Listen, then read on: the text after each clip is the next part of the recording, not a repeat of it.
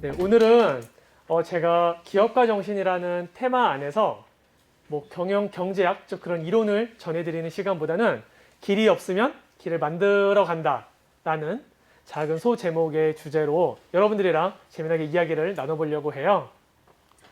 가치 있는 사람일까? 아니면 쓸모없는 사람일까? 과거부터 저를 한번 되돌아보기 시작했어요. 일단 어린 시절 중학생 때예요. 중학교 2학년 때 아주 조그만 아이였는데 매일매일 밤 10시에 드라마를 보니까 드라마 주인공들이 항상 쌀 배달, 우유 배달, 신문 배달 뭔가 배달을 하고 나면 드라마가 끝날 때쯤이 되면 성공한 대기업 회장님이 되어 있는 거예요. 그래서 내가 착각을 했죠. 지금은 공부를 할 때가 아니라 뭐 할 때다? 배달을 할 때다. 마침 그때 뭐 이런 신문들도 있어요. 안녕하세요 사장님, 중앙일보죠? 제가 어른 되면 성공하고 싶은 중학생인데 저를 좀 취업 좀 시켜주시겠어요? 라고 전화를 드렸어요. 그럼 아저씨는 당연히 얘야 헛소리 말고 끊어라 보통 이런 말들을 하겠죠. 근데 이 아저씨는 그날 되게 즐거운 일이 있으셨는지 저한테 이런 말을 했어요. 얘야 너 오토바이 있니? 그럼 중학생은 당연히 오토바이가 없으니까 꿈을 포기해야 되겠죠. 여러분들 편의점이나 또는 뭐 레스토랑이나 등등등 그래서 알바를 구한 적도 있을 거고 고등학교 졸업하면은 대학교에 가는 친구도 있고 취업을 준비하는 친구도 있을 거예요.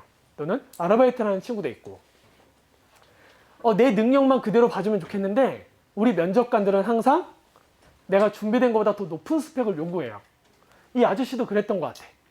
그럴 때 대부분은 준비가 안 된 나의 스펙에 그냥 포기해요.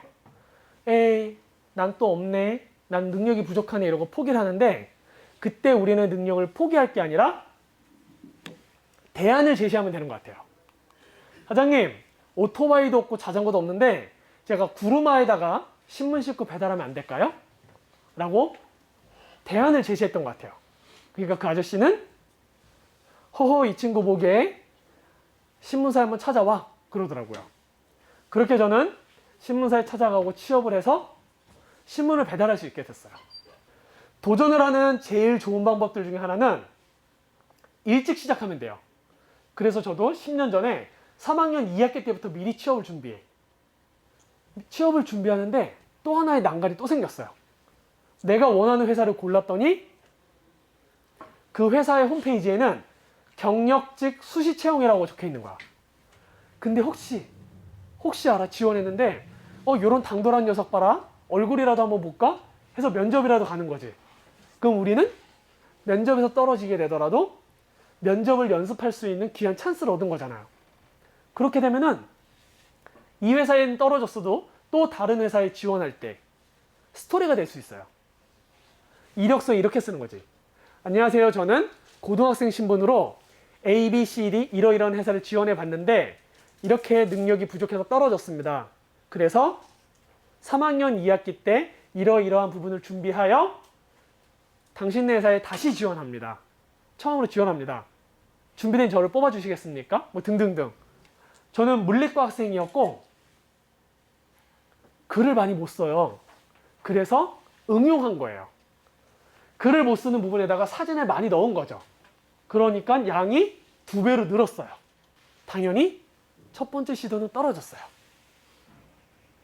제가 여러 가지 시도를 해봤는데 한 번에 되는 경우는 잘 없더라고. 보통 3, 4번. 그래서 두 번째 시도를 해요. 스펙보다 스토리. 대학생 때 글을 못 쓰니까 책을 읽고 독후감 쓰기 연습을 했었어요. 난 아무리 글을 써도 책 한 권을 읽고 A4 한 장 이상을 못 쓰겠는 거야. 근데 100장을 쓰고 싶어서 어떻게 했냐면 100권을 읽은 거예요. 그럼 한 권당 한 장을 쓸 수 있잖아. 그렇게 쓰레기들이 늘어났는데 이 낱장의 쓰레기들을 모아서 복사집에 가가지고 논문처럼 만들어주세요 하니까 책이 되더라고요. 겨우 3,500원 내니까 유강현 독서서평이라는 말도 안 되는 책을 만들어줬어요. 그럼 저는 이 세상에서 살 수 있는 책은 아니지만 나만의 작가가 된 거예요. 그래서 이 책을 회사에다 다시 보내버렸죠. 그렇게 또 떨어졌어. 세 번째 방법을 준비해야 돼요. 요즘 초등학생들은 방송을 이렇게 많이 찍죠.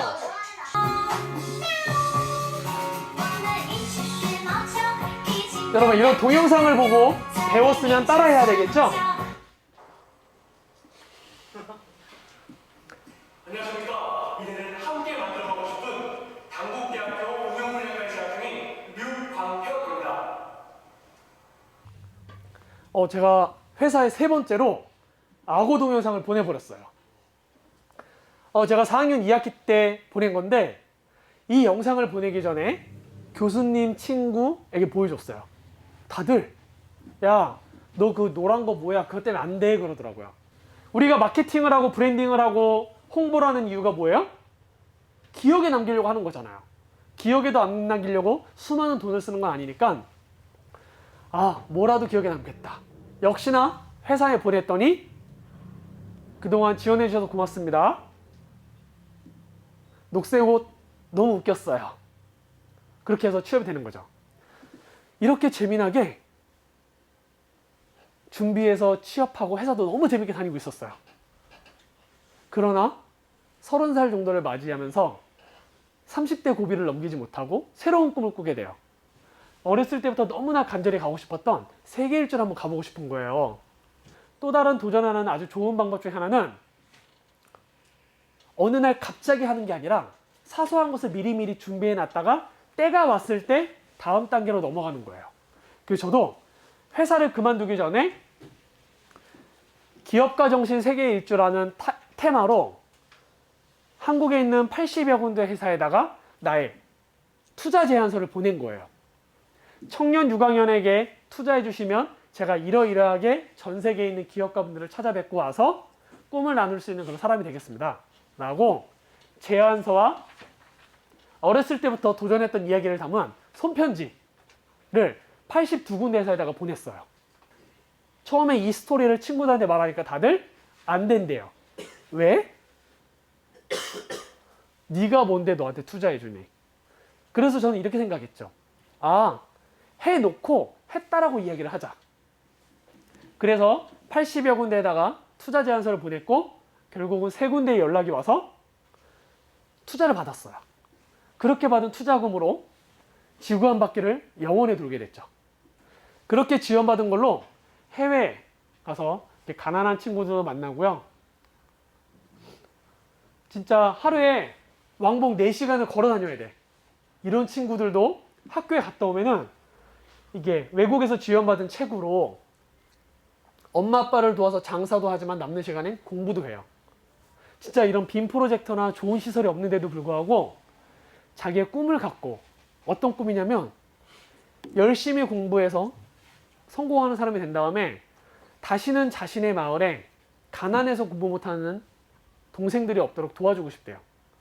근데 제가 갔던 곳들은 한국처럼 잘 사는 나라가 아니라 개발도상국이라는 한국보다는 조금 후진국들 위주로 갔어요. 그랬더니 오히려 한국에서는 보지 못했던 사업들을 볼 수가 있는 거죠. 닭을 키우시는 분을 소개받았어요. 여러분, 우리 고등학교를 졸업하고 엄마, 나 고등학교 졸업하면 양계장 사장님 될게요 하면은 엄마가 응원해 줄까요? 혼낼까요? 맞아요. 야, 넌 내가 그렇게 고생하라고 지금 공부를 가르치냐? 이렇게 말하실 수도 있어요. 물론 양계장을 비하하는 건 아니에요. 힘드니까. 저도 그래서 양계장을 하면 안 되는 줄 알았지. 네. 남미에서 소개받은 양계업을 하시는 분은 닭을 100만 마리를 키우고 있대요. 서울 신구가 1000만 명인데 서울 신구의 10분의 1에 닭을 키우고 계신 거예요. 한 회사에서. 한때 한국은 조선업의 최강자였잖아요. 그리고 해운업도 엄청 대단한 나라고.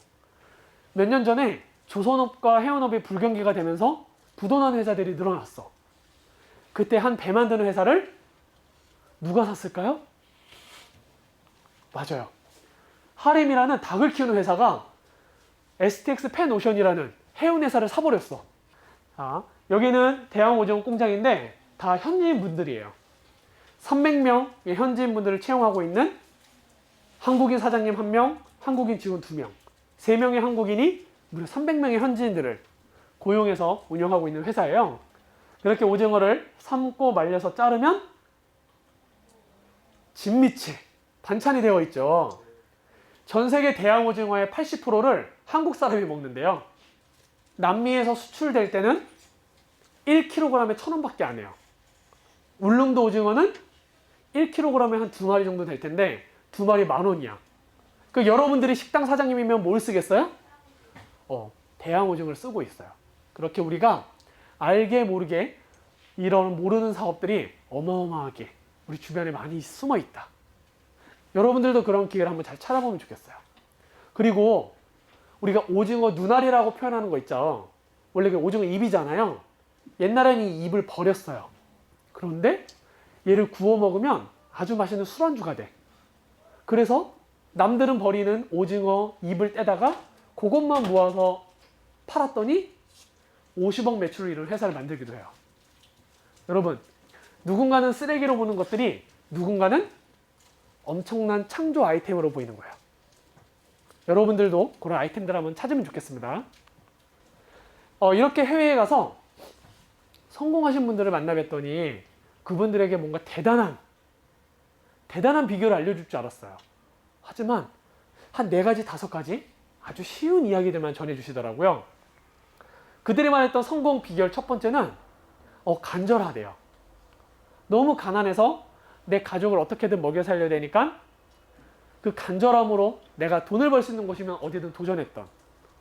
한국에서도 마찬가지예요. 뭔가 사업을 망하셨던 분이 다시 한번 일어나 보려고 그 간절한 마음을 가졌던 분들이 그때 아이템과 기회를 잡아가지고 일단 시작하신 분들이 많긴 하더라고요. 그래서 성공할 수 있었던 첫 번째 비결은 배부르지 않고 일단 간절했기 때문에 시작할 수밖에 없었대요. 자, 그리고 두 번째, 건강했기 때문이래요. 그리고 틀림과 다름. 한국에서는 조금만 다른 행동을 해도 틀렸다라고 자꾸 너 왜 그래? 왜 튀어? 이러고 무시를 해요. 한 예를 들어볼까요? 제가 브라질에서 인디언 마을을 갔어요.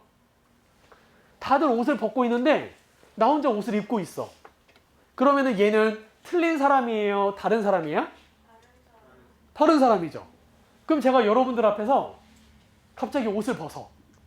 이제는 틀려요? 달라요? 그쵸. 당장 스마트폰으로 찍고 바로 경찰에 신고하겠죠. 아니 여기서는 다른데 왜 한국에서는 틀렸다 그래? 성공한 어른들이 대부분 새로운 일을 시작하려고 그럴 때 야, 그거 좀 안 돼. 빨라. 야, 그건 느려. 아, 왜 이제서야. 이런 식으로 다들 안 된다, 안 된다라고 얘기를 한대요. 하지만 내 생각에 나만의 계획이 있고 저 때쯤 이게 성공할 것 같으면 그 길을 그냥 그대로 걸어갔대요. 나의 길을. 그분들이 몇 년 뒤에 딱 때가 왔을 때 그 아이템이 딱 터지는 거겠죠. 준비가 됐으니까 때가 왔을 때 터지는 거지 아무것도 안 하고 있었으면 망했겠죠. 처음에 혼자 춤출 때는 이상한 사람이었는데 시간이 지나니까 모든 사람들이 춤을 추고 있어요. 틀린 게 아니라 다름이 리더가 될 수 있는. 그리고 도전. 할까 말까 할 때 성공하신 분들은 했었다고 얘기하더라고요. 아마존에서 핑크 돌고래를 볼 수 있다라 해서 갔는데 이 친구를 만나려면 한 달을 기다려야 될 수도 있대요. 그러면 어제 이 친구가 나타났으면 내가 그 다음날 가. 그럼 30일을 기다려야 될 수 있는 거잖아요. 그럼 보통 포기할 수 있어요. 근데 혹시나 싶어서 갔더니 인디언이 물고기 하나 들고 물속에 들어가니까 돌고래가 바로 나타나더라고요. 안 된다고 안 갔으면 보지도 못했을 텐데 할까 말까가 아니라 한번 해볼까? 가볼까 하고 한순간 바로 기회는 오더라고요. 저는 도움을 많이 받았던 것 같아요. 특히 내 인생을 바꿔줬던 30살에 떠났던 기업가 정신 세계 일주라는 곳에서 성공하신 분들을 많이 만나봤을 때 그 어르신들이 성공 비결을 알려주진 않았어요. 하지만 저한테 이런 말을 했어요. 성공은 태도다. 당신이 지금처럼 열심히 걸어가는 삶의 태도가 당신의 성공의 높이를 만들 겁니다. 이런 좋은 태도를 가지고 앞으로도 열심히 살아가시면 좋겠어요. 아프리카에 있는 분들은 보통 한 달에 10만 원 정도 번대요. 월급을. 그리고 이 마사지 숍은 1시간에 5천 원 정도 하거든요. 그런데 한 달에 한 100에서 200만 원 정도의 수익을 얻는데 보통 다른 아프리카 분들보다 더 많은 수익을 얻는 거잖아요. 그 비결은 뭘까 궁금해서 찾아갔어요. 이 사장님이 당신 여기 왜 왔습니까? 그러는 거예요. 저 마사지 받으려고 왔는데요. 마사지 왜 받으려고요? 여행의 피로를 풀려고요. 그랬죠. 그랬더니 한 소리가 나는 당신의 피로를 치료해주는 의사입니다. I'm your doctor. 이런 표현을 쓰는 거죠. 내가 1시간 마사지를 받으면 5천 원인데 내가 의사한테 치료를 받거나 수술을 받는다 생각하니까 그 1시간은 몇십만 원에서 몇백만 원짜리의 가치가 있는 시간이잖아요. 나는 지금 수술 받는 생각하니까 엄청 비싼 시간이었네? 내가 무엇을 하고 있느냐? 직업을 바꾸기 쉽지 않은데 내가 그 일을 어떻게 하느냐? 태도를 바꾸긴 너무 쉽지 않을까? 이것을 바로 어른들이 말했던 성공은 태도고 태도는 성공. 그 말이지 않았을까? 너무 고맙다 하면서 1시간이 끝나고서 팁으로 $20 얹어줬어요. 이 숍에 오는 대부분의 고객들은 마사지를 받는다가 아니라 치료를 받는다고 생각하니까 팁을 더 많이 주고 간대요. 내가 좋아하는 옷이나 안경이나 여러 가지 소박한 아이템들을 인터넷에 올려가지고 사업자 등록증을 내서 창업을 하는 친구도 있을 수도 있고, 어떤 친구는 외국에 있는 학교를 가려고 외국어 공부를 더 열심히 하는 친구도 있을 수 있어요. 고등학생이 해야만 하는 일이 아니라 내가 이 세상을 살아가는 단 한 명의 주인공이라 생각하고 이 주인공이 할 수 있는 일을 해나가는 친구들이 우리 주변에는 되게 많이 있거든요. 그래서 여러분들도 여러분에게 규정된 직업, 고등학생이 아니라 나는 어떠한 삶을 살아가겠다라는 그 태도를 지금 먼저 생각하면서 여러분이 원하는 삶을 한 발 한 발 걸어 나갈 수 있는 주인공이 됐으면 좋겠습니다.